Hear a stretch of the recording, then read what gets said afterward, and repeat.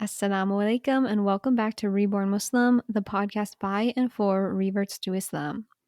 I'm your host Avalon, and today I want to talk about a topic that has been on my mind for a while. It constantly, keeps coming up in my life through experiences I have, comments I get on my YouTube and Instagram accounts, and just interactions I have with fellow Muslims. So, what we'll be talking about today is kind of this idea of black and white thinking in Muslims or in the Ummah today. So, the issue that I see so much, and I've heard many people echo this feeling as well, is that it seems nowadays that everybody seems to think they are a scholar. Any, Muslim off the street thinks they're a scholar and thinks they are entitled to give Islamic advice or rulings, specific rulings that only really you would get from a scholar. They feel emboldened to hand these rulings down to other Muslims. And the real issue with this, in my opinion, is that a lot of times what I see happening is people throw out the nuance of rulings, they throw out the cultural context that was relevant at the time that the Quran came down, the time of the Prophet, peace be upon him. They throw out the context of the time period, the things that were normal in that time period, normal in that culture that aren't normal now. And of course, that doesn't mean that, these rulings aren't relevant anymore. However, there's nuance to everything. Nothing is black and white in life, almost nothing is black and white. And in Islam, most things are not black and white. There are certain things, like, for example, alcohol. Are you going to find a scholar who says, yeah, it's okay if you drink alcohol? No, absolutely not. Of course, there are things where it's just an absolute, this is the way it is. This is the ruling. There's no other interpretation. However, many rulings, there's a variety of opinions. And sometimes, it's kind of like, well, majority of scholars lean one way, and then there's a few people with a very weak opinion, just a few scholars kind of say that this is permissible or whatever it might be. And it really depends on what you're looking at. However, I thought of some examples to share with you that, they're just kind of relevant in my life. I've heard a lot about them, and I think that they really highlight this issue of black and white thinking in the Ummah and the harms of it. So, one example is when it comes to dogs. So, something you probably heard or you hear all the time is that dogs are haram. People will say this all the time, and they will hate on someone, like if it's a Muslim who's posting a picture or a video or whatever it might be, or, just petting a dog in public, not even their own dog, having just literally any interaction with a dog. People will go after them and say dogs are haram. You're not supposed to do that. You're not supposed to touch a dog. You're not supposed to be around a dog, and just like make a big scene about it. Okay. So here's the issue. It's not really fair to say an animal is haram. In my opinion, doesn't really make sense. Like, not like an opinion, like that literally doesn't make sense, because haram means forbidden. So to say an animal just existing is forbidden, it's almost saying that God's creation is forbidden. Like God forbade it from existing, and yet he made it. That doesn't make any sense. You see what I mean? It's like pigs, same thing. It's like pigs existing aren't haram. What's haram is eating them. We're not supposed to eat them. They're unclean for us to eat. And similarly, dogs are ritually unclean. So if you have their saliva on you, you have to wash that before you can make salah. You have to, I've heard different opinions that maybe you have to remake your wudu. Other ones I've heard you don't have to remake your wudu. You just have to get it off of you and then you're good, like clean it off. But regardless, the thing they all have in common is definitely, yes, dog saliva is, it prevents you from being clean to pray. So that's one thing. And another thing is you shouldn't keep a dog in the house if you can avoid it. For me personally, my family has a dog, and I live with my family, and we've had this dog since I was 13 years old. So we've had her a long time. We're not going to just kick her out on the street because I'm Muslim now. She's also an inside dog, so we put her out as much as we can. But in the evenings, we can't leave her out because we have coyotes in my area that we live in. And she's a little dog. She could not defend herself. So we have no other choice. And Allah knows my intentions. But if you're going out and buying a dog, from my understanding, and Allah knows best, and definitely refer to scholars, but everything I've heard is that you shouldn't be keeping one as a pet, just like going out of your way, again, to keep one as a pet. But I have heard also that it's okay to keep a dog as a guard dog, for protection and keep it outside. And the issue here is that, from my understanding, again, Allah knows best. Don't take anything I say to heart. Definitely take it with a grain of salt. But I've heard before also that if a dog is inside the house, then that prevents angels from coming in the house. And so you don't want it to be in the house if you can avoid it. So you see how much context there is there? There's so much to go over. There's so much to explain. And yet people boil that entire explanation down to dogs are haram. Stay away from dogs. You shouldn't be petting the dog. Do you see why that's harmful?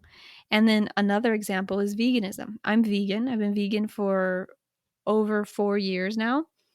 And I've been Muslim for 2 years. So I've been vegan for actually double the time that I've been Muslim, for 2 times longer.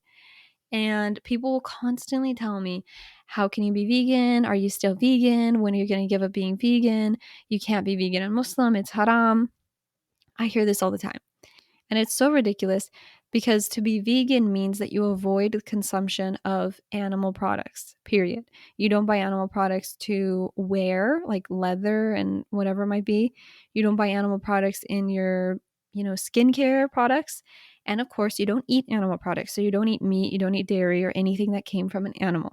That's what it means to be vegan. And it means that you, minimize any harm that you do to animals.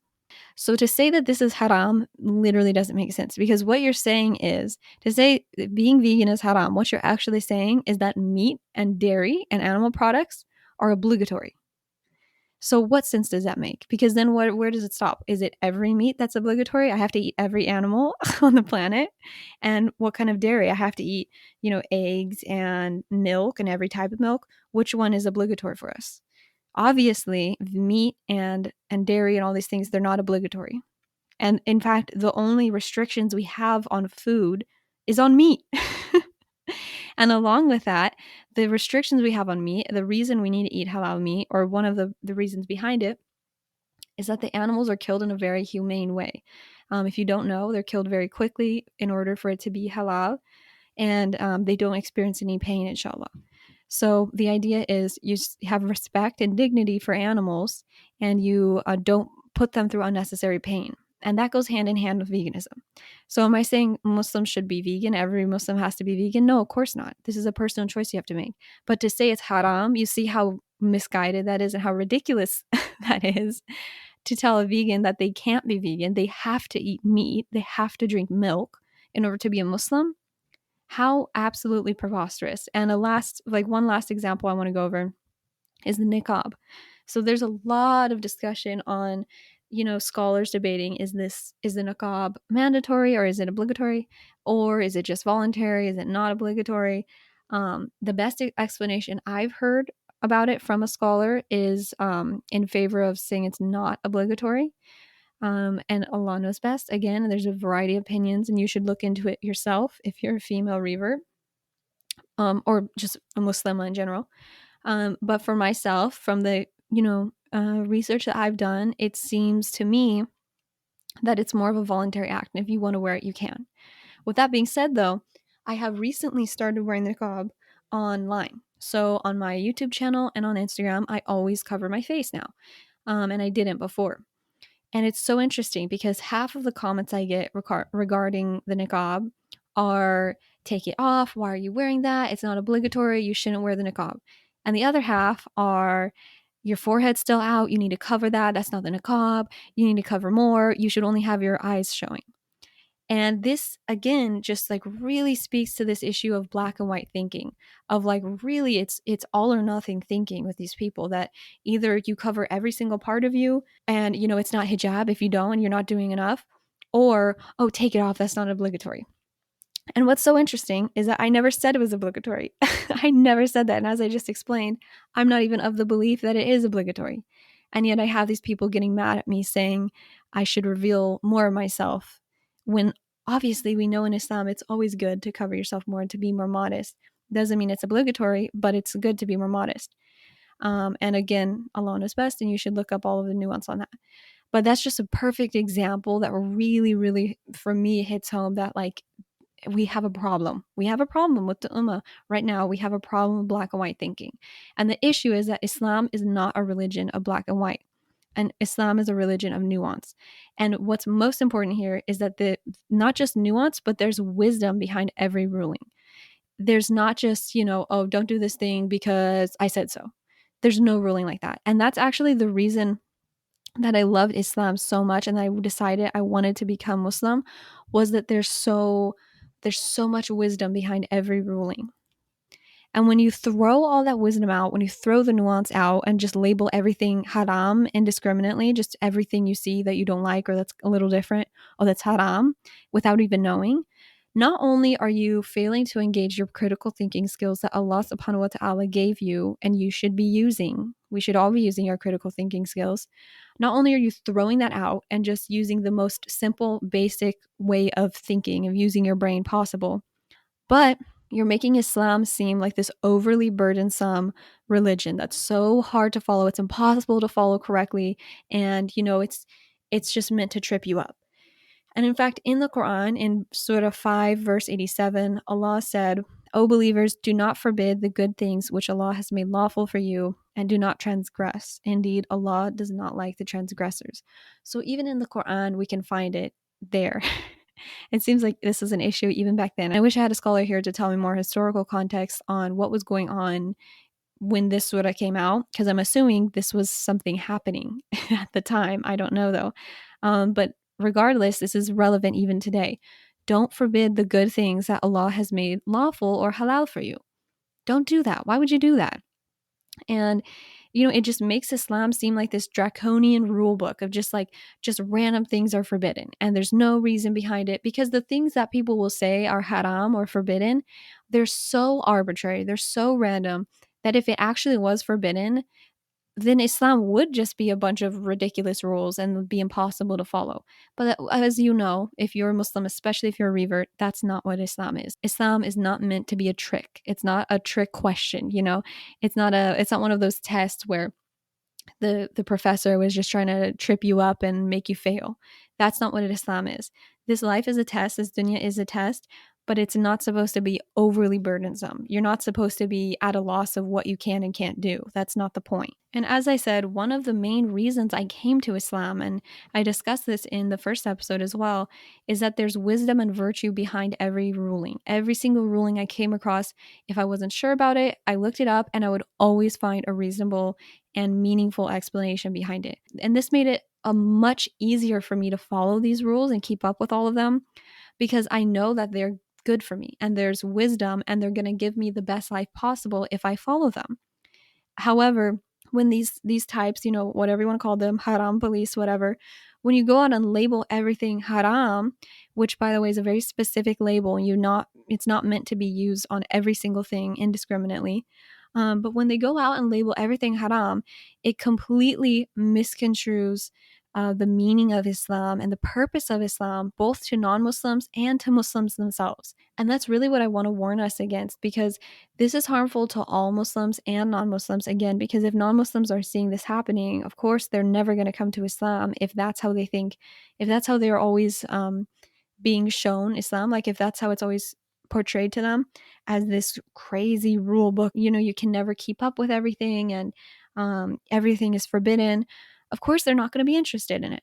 But also for Muslims themselves, whether they be born into a Muslim home, but especially reverts.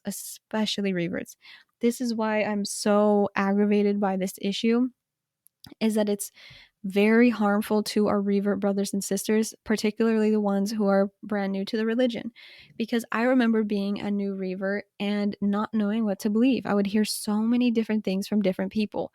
And I was told things that were wildly inaccurate, and still I wasn't sure.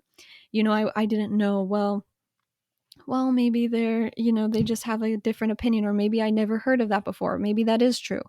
You just don't know when you're a revert, because you don't know what you don't know. You see? And so, and sometimes, a lot of times, in fact, reverts are left without any guidance. They don't have really anyone guiding them on the right path and informing them of, red flags that they should look out for in, if somebody says this, maybe don't take it to heart, you know what I'm saying? So they're just kind of left in the wind, and then whenever somebody tells them something, they'll believe it. And so it's very upsetting because I know that reverts are pushed away from the religion, either to the point of denouncing their Islam or at least to the point of being confused and being, kind of thinking, maybe I made a mistake. Maybe I don't want to be a part of this religion because of this way of thinking, because of these random rules that people come up with and enforce on other Muslims.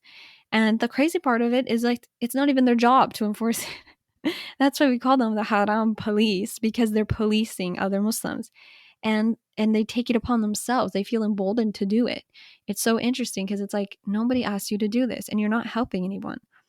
And even if they were actually doing something haram, even if the thing that you were criticizing was a valid concern, by being obscene about it and being rude and going off and commenting publicly and making a scene and harassing them or shaming them, why would they listen to you? Of course, they're not going to listen to you now because you have a holier than thou personality.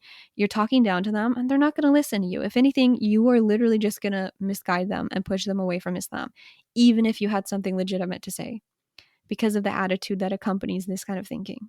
This is why this whole discussion is why I try to constantly reiterate that I'm not a scholar and that anything I say is just, my opinion based on my experiences. And I try to always say Allah knows best and to please pursue, answers to your questions from scholars, not from me, because I'm not qualified to answer those questions. I'm not qualified to be making rulings about Islam or explaining rulings about Islam. I can only say, to my knowledge, like the things that I know, the extent that I know things to. And I just wish that everybody would do the same and have a little more grace with each other and explain that, I'm not a scholar, but I heard this and that, and do it respectfully as well. I feel like we would get so much more done and would be so much more productive. And as I mentioned before, when somebody actually is doing something haram, they would be so much more receptive to it if somebody proposed it in that way of, hey, I'm not a scholar, but I heard this thing and maybe you want to look into it. If they just said it that way and said it privately instead of making a scene and doing it publicly and trying to embarrass someone, I really think it would make such a difference and we would all be better off.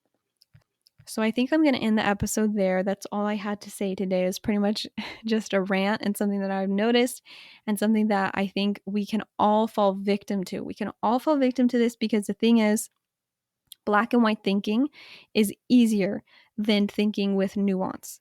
It's easier. It's a reason. There's a reason that so many people fall into this thinking. It's nice and easy and clean to put the world into boxes and say, this is good, this is bad, there's nothing in between. Don't worry about context, don't worry about nuance. Just, cut it that way. This here, this there. It's easy to think that way and it feels good. Cognitively, it's less of a toll on our brains. It takes less thinking. That's why we use stereotypes, because it takes less thinking. It's just like, well, that person is this race, so they're this. It's very easy. But we need to challenge ourselves. We need to stop ourselves when we fall into this thinking, when we fall prey to this kind of way of interpreting Islam. We need to stop ourselves and say, is that really all it is to it? You know what I mean? Is there really no context to it? Is there no wisdom to it? And am I missing the wisdom? That's the important thing. Am I just going after someone and saying, you need to stop doing this, you need to start doing this, whatever it might be, and yet missing the wisdom behind the ruling? Because if we're missing the wisdom, it doesn't matter how much you're berating people. At the end of the day, you're just being mean. You're not even helping people. You're not even promoting Islam. So we really need to be more mindful and we need to engage our critical thinking skills, because I think that's a huge issue in this generation, just in the world at large. But we need to engage our critical thinking skills. We need to not let go of those. And we need to, again, stop ourselves when we fall into this thinking. And we just need to do better, inshallah. Thank you so much for listening. I hope you enjoyed today's episode and I will see you again very soon, inshallah. Asalaamu alaikum.